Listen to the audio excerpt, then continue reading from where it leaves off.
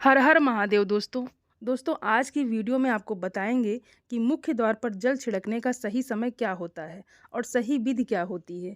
किस समय हमें जल छिड़कना चाहिए मुख्य द्वार पर, और क्या मुख्य द्वार पर जल छिड़कने के लिए स्नान करना आवश्यक है या बिना स्नान किए भी मुख्य द्वार पर जल का छिड़काव किया जा सकता है, और झाड़ू लगाने से पहले या फिर झाड़ू लगाने के बाद जल का छिड़काव करना चाहिए, और क्या पीरियड्स में हम अपने घर के मुख्य द्वार पर जल का छिड़काव कर सकते हैं या नहीं, और मुख्य द्वार पर दीपदान कर सकते हैं या नहीं। और कई लोग तो ऐसे हैं जो कि फ्लैट में रहते हैं, और कुछ ऐसे लोग हैं जो किराए के मकान में रहते हैं, एक ही कमरे में रहते हैं, तो उन्हें अपने घर के मुख्य द्वार पर दीपदान किस प्रकार से करना चाहिए, जल कहाँ छिड़कना चाहिए, मतलब वह किस जगह को मुख्य द्वार मानकर वहाँ पर मुख्य द्वार से जुड़े हुए उपाय करें।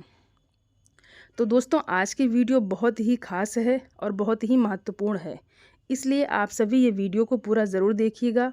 अगर आपको आज की वीडियो अच्छी लगे तो इसे लाइक भी ज़रूर कीजिएगा, क्योंकि आपके लाइक और कमेंट से ही मुझे पता चल सकता है कि ये वीडियो आपको अच्छी लगी है।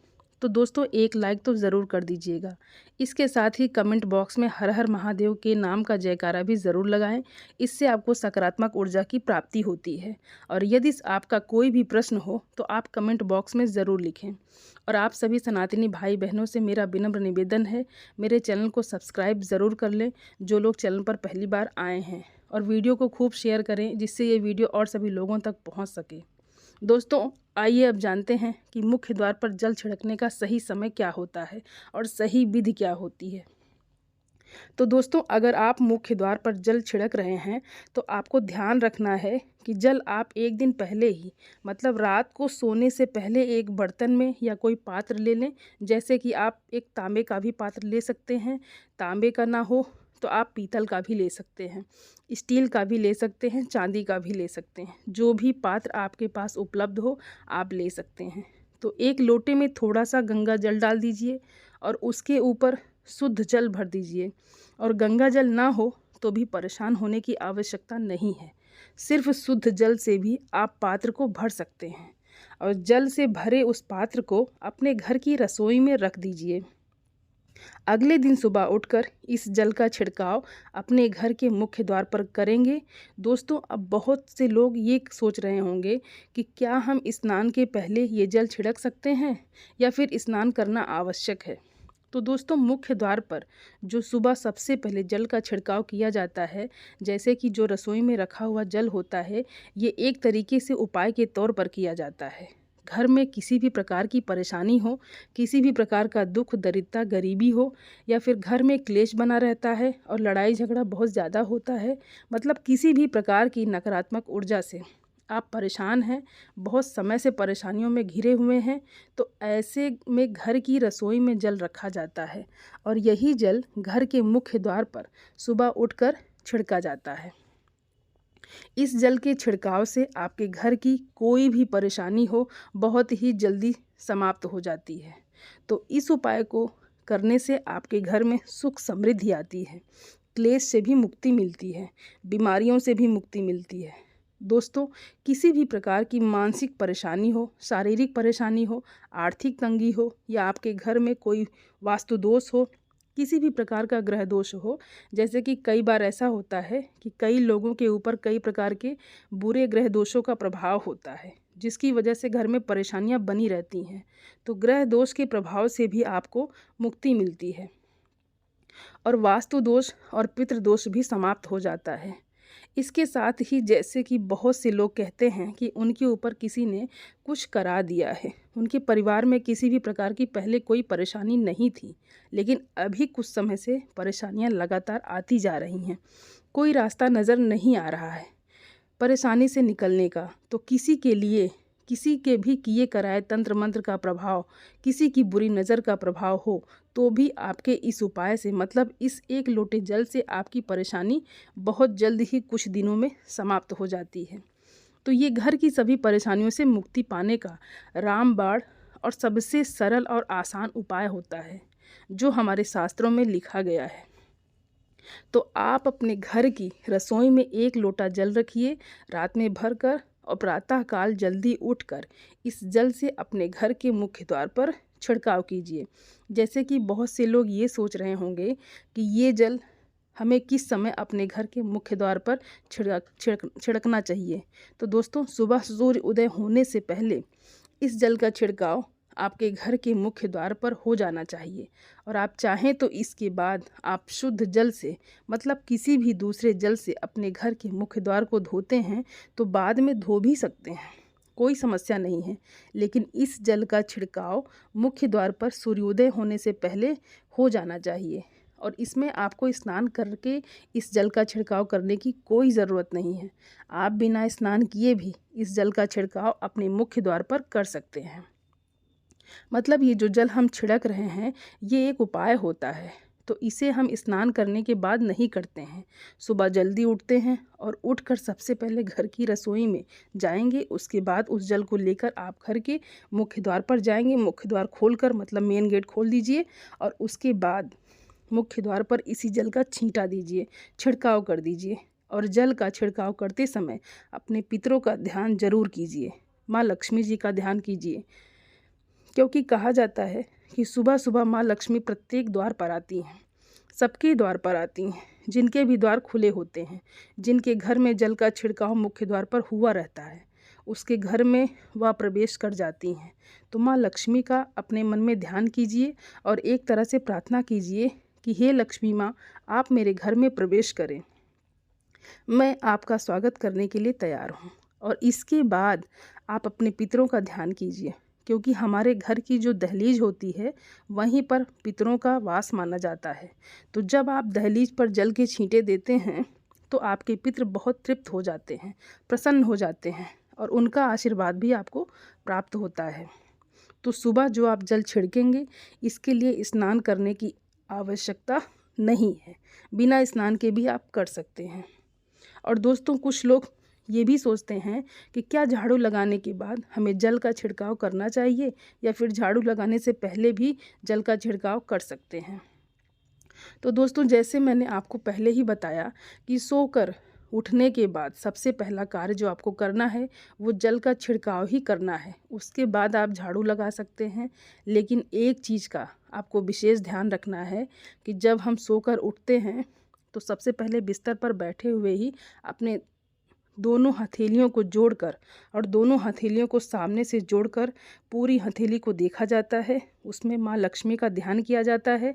उसके साथ ही 5 देवताओं का ध्यान किया जाता है। 5 देवता में माँ दुर्गा, भगवान शिव, भगवान श्री हरि विष्णु, गणपति गजानन और भगवान सूर्य देवता, 5 देवताओं का ध्यान हम अपने हाथों में ही करते हैं, हथेलियों में ही करते हैं। और कराग्रे वस्ते लक्ष्मी, कर मध्य सरस्वती, कर मूलेत गोविंदा, प्रभाते कर दर्शनम। इस मंत्र को आपको बोलना है, और नहीं भी बोल पाते हैं तो कोई बात नहीं, आप अपने इष्ट देवता का और पंच देवता का ध्यान अपने हथेलियों में कर लीजिए। उसके बाद दोनों हाथ जोड़कर सभी देवी देवताओं को प्रणाम किया जाता है, और उसके बाद अपने हाथ से पृथ्वी का स्पर्श करते हैं, धरती माँ को छूकर प्रणाम करते हैं 3 बार, और उसके बाद अपना दाहिना पांव ज़मीन पर रखते हैं। उसके बाद ही बाकी के जो सभी काम होंगे वह उसके बाद ही किए जाएंगे। तो जल का छिड़काव आप उसके बाद ही करेंगे, मतलब सुबह उठने के बाद सबसे पहले हथेलियों के दर्शन, फिर धरती माता को प्रणाम, फिर धरती पर पैर रखिए, और उसके बाद रसोई में जाकर आपको जल लेना है और घर का मुख्य द्वार खोलकर मुख्य द्वार पर जल का छिड़काव करना है, माँ लक्ष्मी का और अपने पितरों का ध्यान करना है। उसके बाद आप अपने घर में आ जाइए। उसके बाद आपका जो भी काम है, मतलब झाड़ू लगाना, स्नान करना, जो भी काम है, ये सभी काम उसके बाद किए जाएंगे। और आप अब जैसे कि कई लोग ये भी सोच रहे होंगे कि जब हम जल का छिड़काव करते हैं तो क्या उसी समय हम घर के मुख्य द्वार पर झाड़ू लगाकर और पानी डालकर क्या मुख्य द्वार को अच्छे से साफ़ सफाई कर सकते हैं? तो जी हाँ, बिल्कुल दोस्तों, आप कर सकते हैं। पहले आप जो रसोई में रखा हुआ जल है उस जल का छिड़काव कर दीजिए। उसके बाद और भी पानी डालकर, मतलब अगर आपके पास जल और उपलब्ध है तो और जल लेकर घर के मुख्य द्वार को अच्छी तरह से झाड़ू से या कैसे भी सफाई कर सकते हैं। और दोस्तों, जो लोग फ्लैट में रहते हैं या फिर किसी ऐसे कमरे में रहते हैं, किराए के कमरे में, कि हमारे पास एक ही कमरा है, तो हम जल का छिड़काव और दीपदान कहाँ करें, किसे अपना मुख्य द्वार मानें। तो दोस्तों, आपका अपना कमरा जो है या जो भी फ्लैट है आपका, जहाँ पर आपका नेम प्लेट लगा हुआ है, आप इस स्थान पर दीपदान करेंगे और उसी स्थान पर आपको जल का छिड़काव भी करना है। मतलब जहाँ पर आपका अगर एक ही कमरे का मकान है तो आपके कमरे का जो दरवाज़ा है वहीं पर आपको थोड़ा सा जल छिड़कना है और वहीं पर आप दीपदान भी करेंगे। जो मुख्य द्वार से जुड़े हुए उपाय होते हैं वह अपने घर के, मतलब जो आप अपना कमरा है उसके बिल्कुल दरवाजे के पास ही करेंगे। और दोस्तों, कुछ लोग यह भी सोचते हैं कि पीरियड्स में अपने घर के मुख्य द्वार पर जल का छिड़काव करना है या नहीं, तो आप बिल्कुल अपने घर का जल का छिड़काव कर सकते हैं। दोस्तों, जल का छिड़काव करने के लिए पीरियड्स में हो या ना हो उससे कोई फ़र्क नहीं पड़ता है, आप जल का छिड़काव कर सकते हैं। और रही बात दीपदान की, तो दीपदान मतलब पूजा में आ जाता है और पूजा हम बिना शुद्ध हुए नहीं कर सकते हैं, मतलब पीरियड्स समाप्त होने के बाद ही आप कर सकते हैं। बाकी जल का छिड़काव आप कभी भी कर सकते हैं, पीरियड्स में भी कर सकते हैं, कोई समस्या नहीं है। दोस्तों, मंदिर में जल रखना बहुत आवश्यक होता है। जल एक ऐसी चीज़ होती है जिसमें सभी प्रकार की जो एनर्जी होती है ऑब्जर्व हो जाती है। तो जो हम पूजा पाठ करते हैं, मंत्रों का जाप करते हैं या वहाँ पर प्रार्थना करते हैं, जो भी हम अपने मन की कामना कहते हैं भगवान से, तो सभी चीज़ उस जल में समाहित हो जाती है। इसलिए पूजा करने से पहले घर के मंदिर में 1 लोटा जल रखा जाता है और उसके बाद एक दीपक जलाया जाता है। ये अग्नि और जल का एक तरह से बैलेंस भी हो जाता है और इसलिए शास्त्रों के अनुसार घर के मंदिर में 1 लोटा जल हमेशा होना चाहिए और दीपक भी जलना चाहिए। तो अब इस जल का क्या करना चाहिए दोस्तों, जब हम जल रखते हैं सुबह की पूजा में, मतलब प्रातःकालीन पूजा, उस समय जल रखा जाता है और वह जल हम अगले दिन उठाते हैं। मतलब आप अगले दिन पूजा करने जाते हैं, स्नान इत्यादि करने के बाद, तो आप उस जल को उठाते हैं। सबसे पहले तो उस जल का प्रयोग समझ लीजिए। आप अपने घर के सारे कमरों में, मतलब पूरे घर में उस जल का छिड़काव करते हैं, तो उससे आपके घर का शुद्धिकरण हो जाता है, क्योंकि वह बहुत ही पॉजिटिव एनर्जी से भरा हुआ जल होता है। उस जल का छिड़काव करने से किसी प्रकार की नकारात्मक ऊर्जा का प्रवेश आपके घर में नहीं होता है। किसी प्रकार की परेशानी आपके घर में हो, अगर आप नियमित तौर पर उस जल का छिड़काव करें अपने घर में, तो निश्चित ही आप परेशानियों से मुक्ति पा जाते हैं। किए कराए तंत्र मंत्र के प्रभाव से मुक्ति पा जाते हैं। दूसरा, इसका उपाय आप कर सकते हैं, जैसे कि घर में कोई बीमार है तो आप इस जल को उस व्यक्ति को पीने के लिए दे सकते हैं। और ये जल इतना पावरफुल होता है कि इस जल को पीने से बड़ी सी बड़ी बीमारियां, मतलब लंबी बीमारियों से भी धीरे धीरे राहत मिलने लग जाती है। कई बार ऐसा होता है कि आप और यदि आपके परिवार में अगर बहुत अधिक क्लेश रहता है, हमेशा आपस में तालमेल बनता ही नहीं है, आपस में हर बात में मतभेद होता है, लड़ाई झगड़ा होता रहता है, तो परिवार के सभी सदस्य इस जल में से अगर थोड़ा थोड़ा इस जल को पीते हैं तो धीरे धीरे विचारों में परिवर्तन आने लगता है। सकारात्मक विचार सभी के अंदर होने लग जाते हैं और आपस में समन्वय होने लग जाते हैं। पारिवारिक कलह और क्लेश हमेशा के लिए समाप्त हो जाता है। और मंदिर में रखा हुआ जल का एक उपाय है और है दोस्तों, अगर आप कोई दुकान करते हैं, कोई व्यापारिक स्थल है आपका, तो प्रतिदिन इसी जल में से थोड़ा सा जल ले जाकर दुकान पर, व्यापारिक स्थल पर छिड़क दीजिए। इससे आपका काम बहुत अच्छा चलता है, मतलब किसी भी प्रकार की परेशानी आपके व्यापारिक स्थल पर नहीं आती है, क्योंकि जैसा मैंने आपको बताया है, ये जो जल होता है ये बहुत पावरफुल होता है, बहुत पॉजिटिव होता है। तो इस जल का छिड़काव करने से बहुत सारी परेशानी समाप्त हो जाती है।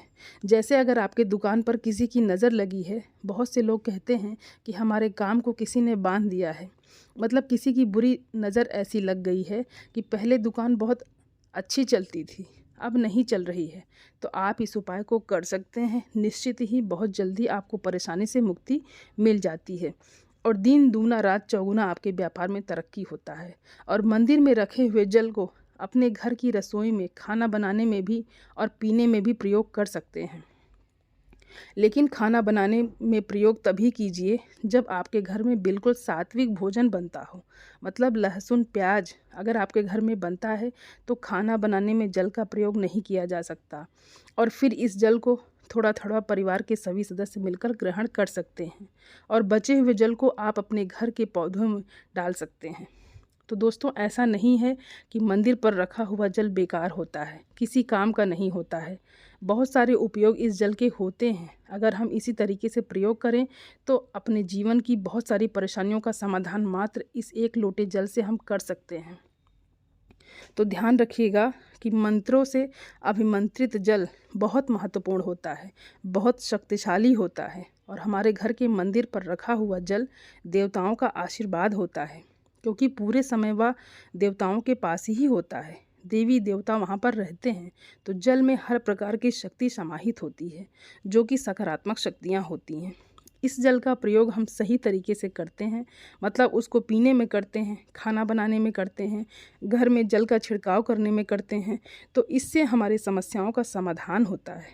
अगर कोई भी कार्य नियमित तौर पर मतलब प्रतिदिन किया जाता है तो उसका हमें लाभ प्राप्त होता है। कभी कभी करेंगे तो निश्चित ही आपको उतना लाभ दिखाई नहीं देगा, लेकिन अगर आप नियम बना लेंगे कि इस जल से घर में छिड़काव करना है, घर में प्रत्येक व्यक्ति को थोड़ा थोड़ा पीने के लिए देना है और बचे हुए जल को पौधों में डाल दीजिए, दुकान पर छिड़क दीजिए, अपने घर की तिजोरी में इस जल का छिड़काव कीजिए, आपको चमत्कार निश्चित ही देखने को मिलेगा।